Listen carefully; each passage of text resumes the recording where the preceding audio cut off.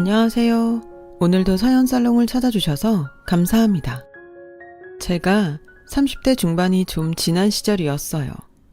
막 결혼한 새댁이었던 저는 지방에서 대대로 농사를 크게 지어온 농사꾼 집안의 둘째 며느리였어요. 변호사가 되기 위해 흔히들 로스쿨이라고 부르는 법학대학원에 진학을 준비하고 있던 수험생이기도 했죠. 그래서 당시 저는 주변 사람들에게 흔히 받는 질문이 있었어요. 공부만으로 한창 바쁠 시기인데 어떻게 이른 나이에 결혼까지 하게 되었냐고요. 혹시 대대로 농사를 크게 지어온 시댁이 많은 땅과 재산을 가진 알부자이기 때문이었냐고요. 그때나 지금이나 저의 대답은 늘 같았습니다. 시댁의 재산은 시부모님의 재산일 뿐 가난한 집안이었어도 저는 이 집안에 시집을 왔을 거라고요. 제가 결혼을 결심하게 된 이유는 시부모님의 수수하고 순박한 심성에 반해버렸기 때문이었으니까요.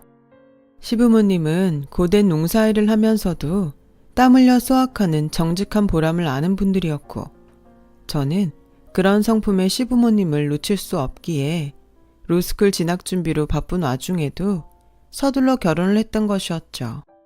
결혼 직후 지방에 있는 시댁에서 시부모님과 함께 살면서 저는 한동안 무척이나 행복한 날들을 보냈어요. 시부모님은 생애 처음 맞이한 둘째 며느리인 저를 친딸처럼 아껴주었고 저도 로스쿨 진학을 위한 공부에 힘쓰는 한편으로 시부모님을 공경하며 모셨죠. 정말이지 그저 행복에 겨운 날들이었어요. 다만 저에게 단 하나의 근심거리가 있었다면 그건 바로 궁금한 점이 하나 있는데요, 어머님. 궁금한 거? 세상 똑똑한 우리 며느님이 나 같은 농부한테 궁금할 것도 다 있다니? 에이, 어머님도 참. 저야 그냥 책상머리 공부만 해왔지. 세상 이치는 어머님이랑 아버님이 더 많이 알고 계신걸요. 살아온 세월이라는 게 있잖아요. 그건 그렇지. 어디 물어보렴? 내가 해결해 줄 수 있는 궁금증이면 좋겠구나. 남편이 그러더라고요. 저희가 결혼하기 몇 해 전에 아버님이 큰 수술을 받은 적이 있다고요. 그 양반이 뇌출혈로 쓰러진 적이 있긴 있었지. 뇌출혈이요? 너무 신경 쓰지 않아도 된단다.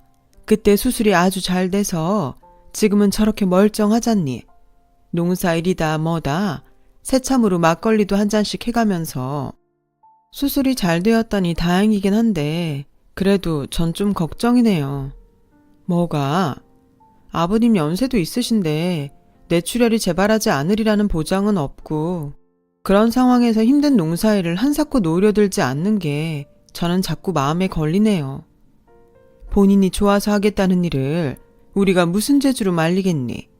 그리고 우리 나이 정도 되면 평생 해오던 일 갑자기 손에서 놓아버리게 되면 하루 이틀 사이에 폭삭 늙어버리는 법이야. 그게 세상 술리고 이칠한다. 아무래도 그렇겠죠. 그래도 새참으로 드시는 막걸리는 줄였음 싶어요. 건강 생각해서라도. 시아버지의 나이도 나이였거니와 뇌출혈이라는 게 언제 재발할지 모르는 위험한 병이니까요. 그래서 저는 행여 시아버지의 건강에 이상이라도 생기지 않을까 늘 노심초사 챙겼죠. 그러던 어느 날 시댁 상황이 이상하게 돌아가기 시작했어요. 그 이상한 불화의 씨앗은 시댁이 있는 지역에 말단 공무원 하나가 맏며느리로 들어오면서부터 시작되었죠. 상견례 날 처음 마주한 그 사람은 시부모님에게는 맏며느리이자 저에게는 큰 동서 될 여자였어요. 첫인상이 뭐랄까 묘하게 떨떠름하고 쎄한 느낌이라고 할까요? 아무튼 큰 동서를 처음 본 저는 무언가 괜히 막 불안했어요. 마치 미래에 벌어질 흉사를 미리 예견한 점쟁이처럼 말이죠. 아니나 다를까 상견례를 마친 큰 동서가 저에게 은밀하게 묻더라고요. 시댁이 농사 짓고 있는 땅이랑 재산이 꽤 되는 걸로 알고 있는데 몇 평이나 되나? 재산은 얼마나 되고? 글쎄요, 전 모르겠는데요. 거짓말. 시부모님이랑 같이 살면서 어떻게 그걸 몰라? 시댁 재산에는 크게 관심을 둔 적이 없으니까 모를 수밖에요. 시부모님이 어딘가 많이 아프셔서 저의 도움을 필요로 하는 상황이라면야 당연히 관리 차원에서라도 관심을 가져야 하겠지만 지금은 두 분 다 정정하시잖아요? 엄연히 시부모님 두 분의 재산이고 두 분 다 건강하신데 며느리인 제가 굳이 나서서 시댁 재산에 눈길을 두는 건 무례한 행동이고요. 건강하기는 시아버님 쪽이 뇌출혈 병력 있다던데 수술도 크게 받았고 그래서 제가 열심히 관리해드리고 있으니까 너무 걱정은 말죠, 형님. 아, 참. 걱정이 맞기는 한 거죠? 무슨 소리야? 상견례 끝나기가 무섭게 시댁 재산을 묻지를 않나. 그것도 은밀하게. 그리고 시아버님이 당장이라도 돌아가실 사람처럼 이야기를 하지를 않나. 그런 행동들을 하는 저희가 궁금해서요. 그냥 뭐 어쨌든 내가 이 집안의 맏며느리가 될 예정이니까 저도 그냥 그랬으면 좋겠네요. 시부모님 두 분 모두 멀쩡히 살아계시는데 벌써부터 유산이니 어쩌니 하는 욕심 같은 건 품지 않았으면 좋겠다는 말이었어요. 새 시댁 식구로 손윗사람인 큰 동서가 들어온다니 괜히 텃세나 한번 부려보자는 심산 아니었냐고요? 전혀요. 상견례가 끝나기 무섭게 저를 으슥한 곳으로 불러내놓고는 시댁의 재산을 무슨 작당 모의하듯 은밀하게 캐묻는 큰 동서의 행동은 누가 봐도 의심스러운 행동이었고 그래서 제 입장에서도 형님을 걱정하지 않을 수가 없는 상황이었어요. 또 그래서 일종의 예방접종 차원에서 형님에게 경고를 했을 뿐이었고요. 시댁의 재산을 두고 헛된 욕심 따위 부리지 말라는 경고 말이죠. 그날의 경고가 제대로 먹혀들었던 덕분일까요? 형님은 결혼 후 한동안은 잠잠하게 지내더라고요. 하지만 형님의 남편인 아주버님이 해외 지사의 5년짜리 장기 파견 근무를 떠나던 바로 그 순간부터 형님의 이상한 행동이 다시 시작되었어요. 저기요 형님, 대체 무슨 생각인 거죠? 다짜고짜 뭐가? 왜? 발뺌하지 마세요. 시부모님한테 이야기 다 듣고 온 참이니까. 대체 무슨 생각으로 멀쩡히 금슬 좋은 시부모님한테 이혼을 부추기는 거냐고요. 아, 그거 진짜 별거 아닌데? 이혼이 별거 아니라뇨. 동서는 눈먼 나랏돈이 꽤 많다는 얘기 들어본 적 없나 봐. 그 눈먼 나랏돈 이 핑계 저 핑계 대가면서 쏙쏙 빼먹고 사는 사람들이 얼마나 많은지도 모르는 모양이고 하기사 평생 공부만 하면서 살아온 샌님이 뭘 알겠냐마는. 그러는 형님이야말로 나랏니라는 공무원이 이래도 되는 건가요? 공무원이 시부모님 위장이혼 시켜놓고 기초생활지원금 받아먹어도 되는 거냐고요. 나랏니라는 공무원이니까 나랏일 돌아가는 걸 누구보다 잘 아니까 그래서 이러는 건데? 그니까 그게 공무원 입에서 나올 소리냐고요. 시부모님 위장이혼 시키고 기초생활지원금 타먹겠다는 건 부당수급이고 부당수급은 엄연히 불법인데 불법이면 좀 어때? 솔직히 그렇잖아? 시댁 재산을 전부 시아버지 앞으로 돌려놓고 시부모님 위장 이혼시키면 시어머니 앞으로 잡혀있는 재산이 한 푼도 없으니까 기초생활지원금을 꽁으로 먹을 수 있는데 그런 기초생활지원금을 안 빼먹을 사람이 어딨다고? 세상에는요. 법이나 양심 잠깐 어기면 큰 이득 볼 수 있다는 거 뻔히 다 알면서도 지킬 거 반드시 지키면서 사는 사람들이 훨씬 많아요. 세상에는 말이야 동서 법이니 양심이니 적당히들 어겨가면서 그 덕분에 챙길 수 있는 이득들 적당히 누려가면서 그렇게 사는 사람들도 많아. 왜? 나 혼자만 정직하겠답시고 버티면 살면서 손해니까. 그리고 불법이거나 말거나 안 걸리면 장땡 아니겠어? 아니요. 방금 그 말에는 절대 동의 못하겠는데요. 시부모님 위장이혼 시키는 것도 동의할 수 없고 불법으로 기초생활지원금 수급받는 건 더더욱 두고 볼 수도 없겠는데요. 맘대로 해보든가. 동서가 이혼하나? 시부모님이 이혼하는 거지? 그리고 기초생활지원금 내가 먹자는 거 아니야. 평생 농사일에 고생하면서 산 시부모님한테 쥐어드릴 생각일 뿐이지. 그 돈 어차피 시부모님이 세금으로 낸 돈인데 누가 뭐라고 하겠어? 큰동서의 이상한 행동은 멀쩡히 금슬 좋게 잘 지내고 있던 시부모님을 위장 이혼시키려고 애쓴다는 것이었어요. 시부모님에게 기초생활지원금을 매달 수급받을 수 있게 해주겠다면서요. 시댁의 땅과 재산들을 전부 시아버지 앞으로 돌려놓은 뒤 위장 이혼을 하면 시어머니 앞으로 잡혀있는 재산이 한 푼도 없으니 기초생활지원금을 꽁으로 먹을 수 있을 테니까요. 저와 남편은 당연히 큰동서와 대립했죠. 시부모님에게 위장 이혼은 결코 해서는 안 된다며 열성적으로 설득했죠. 이제까지 잘 살아오셨는데 사람 일이란 게 어떻게 될 줄 알고요. 시부모님도 처음에는 큰동서의 위장 이혼 제안을 영 꺼림칙하게 여기는 눈치였어요. 하지만 시부모님을 꼬드기는 큰동서의 거짓 효녀 행세와 여우짓은 상상 이상으로 대단했죠. 결국 그게 무슨 말씀이세요, 어머님? 우리 맏며느리 얘기를 자꾸 듣다 보니까 나름 일리가 있는 말이더구나. 공무원이라서 그런가 나라 돌아가는 이치에도 아주 훤하고 맏며느리 하나 아주 잘 들인 모양이야. 결국 위장 이혼을 하시겠다고요? 제가 그렇게 반대했는데도요? 그래, 해야겠다. 그동안 내가 나라에다 억울하게 공짜로 갖다 바친 세금이 아까워서라도 위장 이혼이니 뭔지 해서 기초생활지원금 받아내야겠어. 시부모가 그렇게 결정했다는데 넌 무슨 말이 그렇게나 많니? 형님이 그래요. 억울하게 공짜로 가져다가 바친 세금을 이참에 기초생활지원금으로 돌려받자고? 그랬다면? 아니에요. 어머님은 억울한 세금 공짜로 나라에다 바친 적 없으세요. 그동안 어머님이 낸 세금으로 우리 식구들이 국가로부터 많은 혜택을 받으면서 살아왔죠. 보자보자니까 아주 어디서 시애미를 가르치려 들어들기를. 시애미 가방끈 짧다고 무시하는 거냐 뭐냐. 어머님, 기왕 큰소리 나온 김에 어디 한번 따져나 보자. 넌 명색이 며느리라는 것이 시부모가 매달 꼴랑 몇십만 원 받아 챙기는 게 그렇게 아깝다던? 시부모가 위장이혼으로 기초생활지원금 좀 받아먹는 일로다가 변호사가 될 내 앞길이라도 망칠까봐 그게 그렇게 겁이 난다던? 형님이 그렇게 얘기했어요? 제가 어머님 가방끈 짧다고 무시하는 거라고요?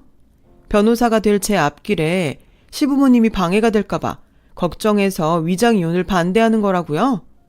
그래, 그러더구나. 내 눈에 보이기에도 그래 보이고. 그럴 리가요. 아니에요. 절대 아니에요. 듣기 싫다니까는 그동안 시부모 앞에서 차마 며느리 행세나 해가면서 뒤로는 네 입속만 챙기려고 했던 이중적인 모습을 생각하면 아주 치가 떨려. 무슨 말을 해도 듣기 싫고 더는 꼴도 보기 싫으니 빠른 시일 내에 우리 집에서 나가거라. 지금 그 말씀은 저희를 분가시키겠다는 얘긴가요?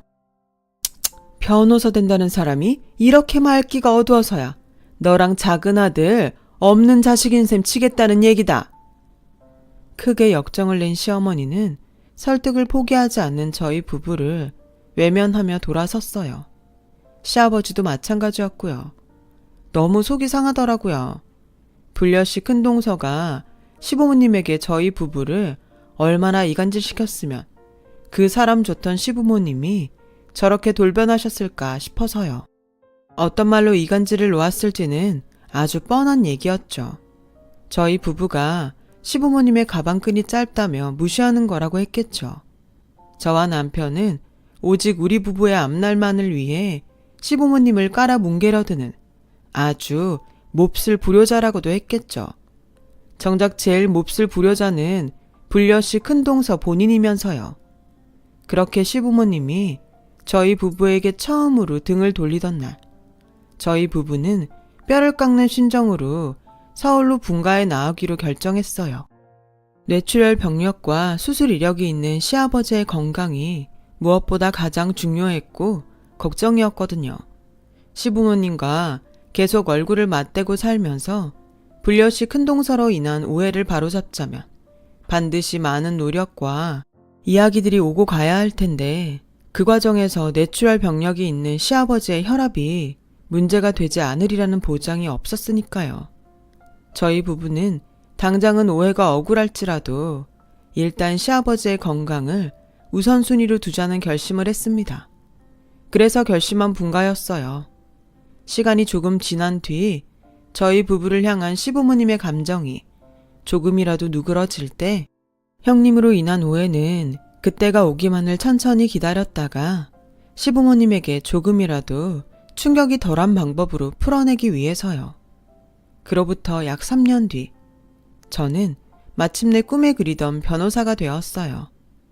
결국 로스쿨에 합격했고 끝내 순조롭게 졸업까지 마칠 수 있었던 덕분이었죠. 변호사가 된 저는 어려움에 처한 사람들을 돕는 일에 힘을 많이 쏟았어요.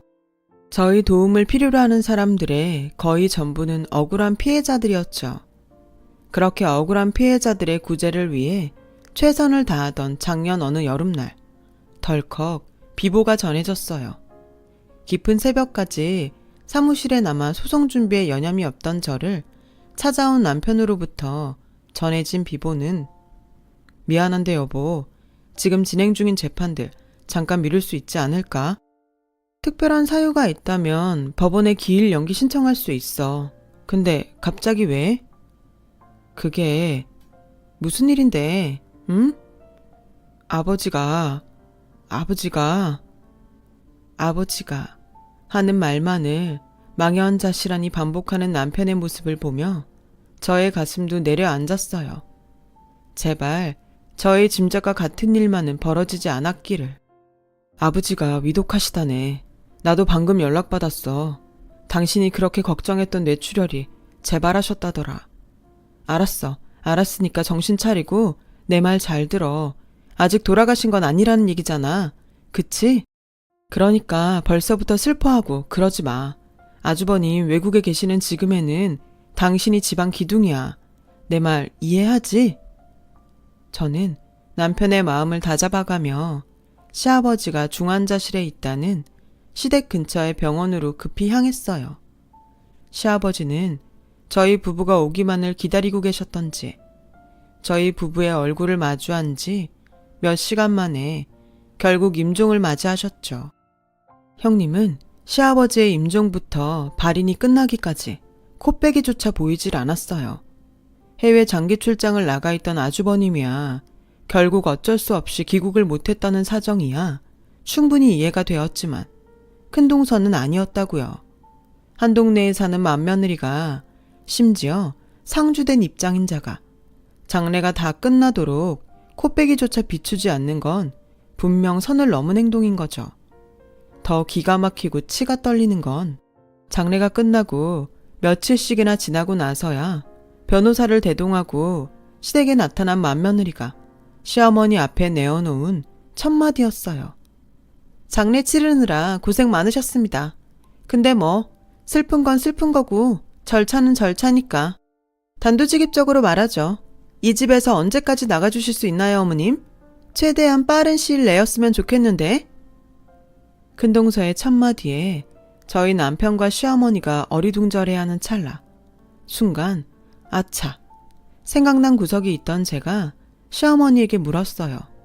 어머님, 혹시 3년 전에 형님이 시키는 대로 시아버님이랑 위정이혼 하셨나요? 그때 그랬었지. 그러면 혹시 위정이혼 하실 때 시댁 모든 재산을 시아버님 명의로 돌려놓았고요? 우리는 그냥 시키는 대로 한 것밖에는 없어. 큰며느리가 꼭 그래야만이 내 앞으로 잡힌 재산이 없게 돼서 기초생활지원금을 수급받을 수 있다길래 뭣도 모르고 그냥 시키는 대로만. 순간 두통이 지끈 올라오더라고요. 불려시 큰동서의 꼼수를 너무 뻔하게 읽어내고야 말았으니까요. 형님이 시부모님을 위장 이혼시킨 건 기초생활지원금을 부정수급하고자 하는 목적이 아닌 시댁의 유산을 가로채기 위해서였어요. 그래서 굳이 시댁의 전 재산을 뇌출혈 병력과 큰 수술 이력이 있는 시아버지 앞으로 돌려놓자고 우겨댔던 거고요. 시댁의 전 재산을 시아버님 명의로 해둔 채로 위장 이혼을 한 뒤에 시아버님이 돌아가시게 된다면 법적으로 이혼한 시어머니는 유산에 대한 모든 권리를 잃어버리는 것이 될 테니까요. 결국 시어머니는 시아버지의 유산을 불려시 형님에게 빼앗길 위기에 처해버렸고 저는 시어머니를 지키기 위해 형님에게 맞서야만 했죠. 이래서 장례식에는 코빼기도 안 비춘 거였어요. 시어머니와 위장 이혼을 한 시아버지가 돌아가시는 순간 유산을 갈취하려고 했던 목표는 이미 다 이루었으니까 그래서 변호사를 대동하고 나타난 거고요. 상속 집행에 대해서 통보하려고? 어머, 얘 말하는 것 좀 봐. 누가 들으면 변호사라도 된 줄 알겠어? 형님, 아니 이봐요. 뭐, 그렇다면 니까 깨면 어쩔 건데? 세상 결국 서류 노름이야. 시댁의 모든 재산은 돌아가신 시아버지 앞으로 되어 있고 시어머니는 벌써 3년 전에 이혼한 법적 남남이잖아? 당연히 시어머니는 상속에 대한 어떠한 권리도 없고 당연히 친권자인 나랑 내 남편 쪽으로 상속될 유산이고 내 권리 내가 행사하겠다는데 무슨 불만이 그렇게 많아? 하긴 당신은 늘 그랬지. 세상 제일 잘난 척 스스로 몹쓸 사람인 줄도 모르고 삐대는 꼬라지가 말이야. 말 함부로 하지 마. 나 아직 내 손윗 사람이다. 그쪽이나 말 함부로 하지 말죠. 시아버님 재산은 당연히 시어머니 몫이어야 하니까 내가 그렇게 되도록 지켜낼 거고. 그러자 주변 눈치를 잠시 살피던 형님은 저를 조용히 밖으로 불러냈어요. 그리고는 말도 안 되는 수작을 걸어왔죠. 시아버지의 유산을 큰동서 본인이 다 가져가는 것이 그렇게 정 억울하면 저와 큰동서 둘이서 반반씩 나눠 갖는 게 어떻겠냐는 수작이었어요. 속셈이야 훤했죠. 저희 남편도 돌아가신 시아버지의 아들이자 친권자 그리고 상속권자였으니까요. 큰동서는 괜한 법정 다툼으로 상속에 지장이 생기느니 차라리 저희 부부의 지분만큼 나누어 줌으로써 장장 3년여에 걸친 유산 갈취 작전을 마무리 지을 생각이었어요. 하지만 저는 당연히 딱 잘라 거절했어요. 거절하는 한편으로 저의 명함을 건네며 사무적인 말투로 선전포고를 날렸어요. 하늘 법무법인 소속 변호사입니다.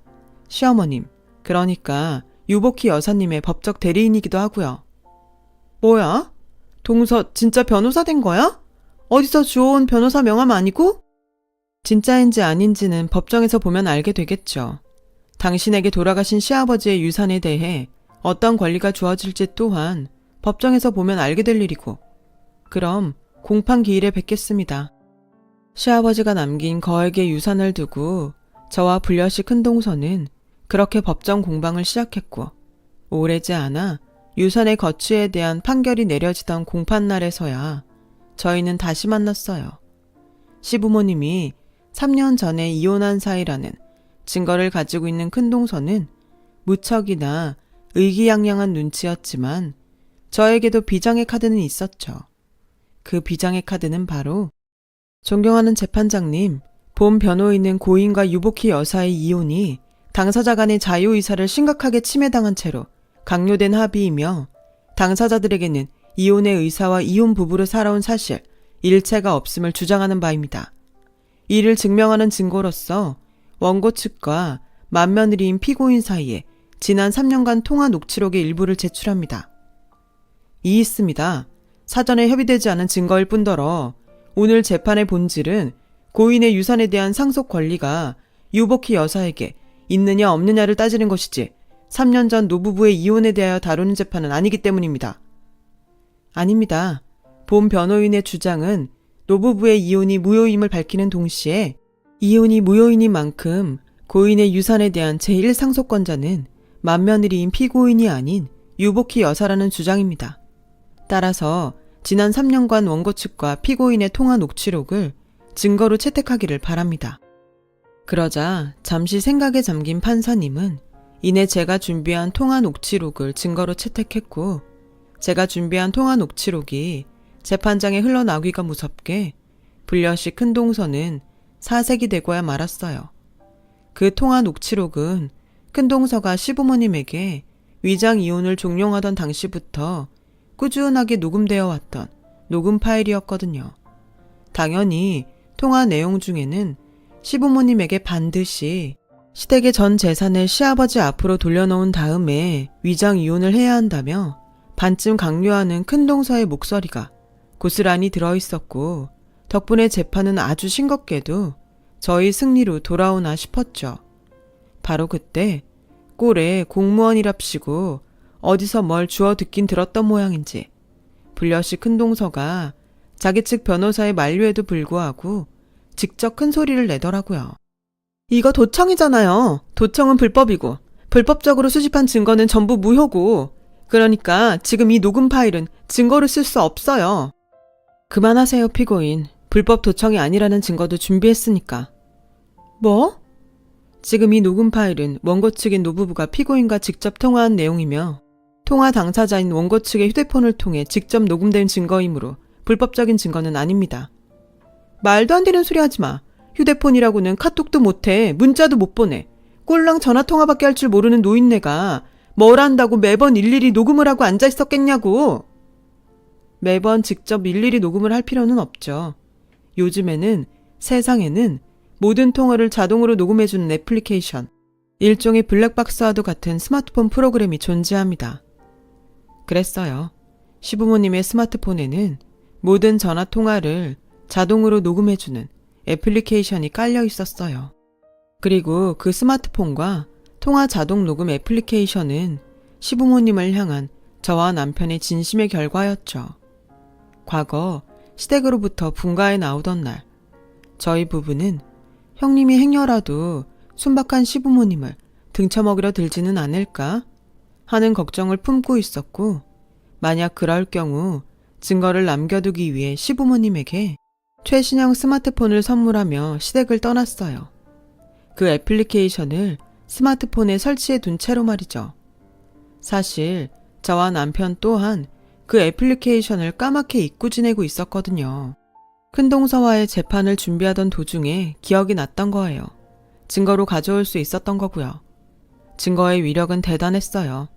법정이 시부모의 이혼이 당사자의 자유의사가 심각하게 침해된 채로 강요된 이혼이라는 저의 주장을 진정으로 인정했고, 그 결과 법원으로부터 이혼 취소 판결을 받아낸 시어머니는 시아버지와의 법적 부부관계를 수복했으며 시아버지의 유산에 대한 최우선의 권리는 당연하게도 법적 배우자인 시어머니에게 돌아갔거든요.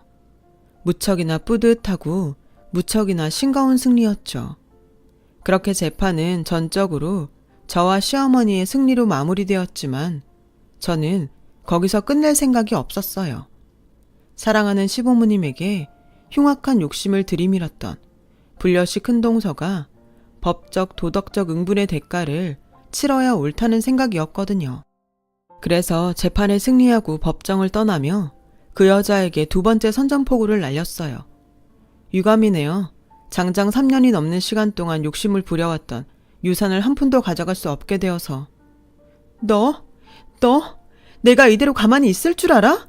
두고 보자고. 마지막에 웃는 사람이 누군지. 그럽시다. 마지막에 웃는 사람이 누구일지 어디 두고 보자고요. 참고로 힌트 하나 주자면 이제 겨우 유산 관련 재판 하나 끝냈을 뿐이야. 이혼 소송은 아직 접수도 안 했고 공무원으로 계속 일할 수 있을런지 모르겠네.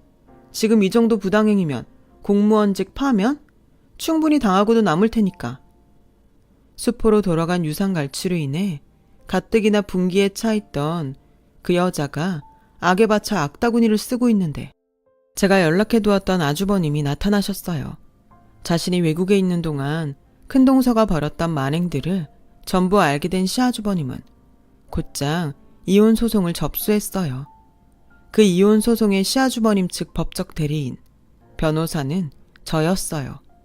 그제야 사태를 파악한 그 여자가 바지가랑이를 붙들고 한 번만 살려달라며 애걸복걸하거나 말거나 제가 이혼 소송을 접수하면서 불려시 그 여자와 악연은 종지부를 찍었답니다. 이혼 소송은 저의 예상 그대로 소송이라고 부르기도 민망할 만큼 아주 쉽게 끝이 났어요. 그토록 욕심을 냈던 시아버지의 유산을 한 푼도 가져가지 못했고 시아주버님에게 거액의 위자료를 포함한 이혼까지 당했을 뿐더러 공무원의 자격마저 파면당했거든요. 시어머니는 유산 관련 재판에서 승리하던 날 저와 저희 남편에게 한때나마 등을 돌렸던 일에 대해 진심으로 사과했어요. 저와 남편은 그런 시어머니를 꼭 끌어안아드렸고요.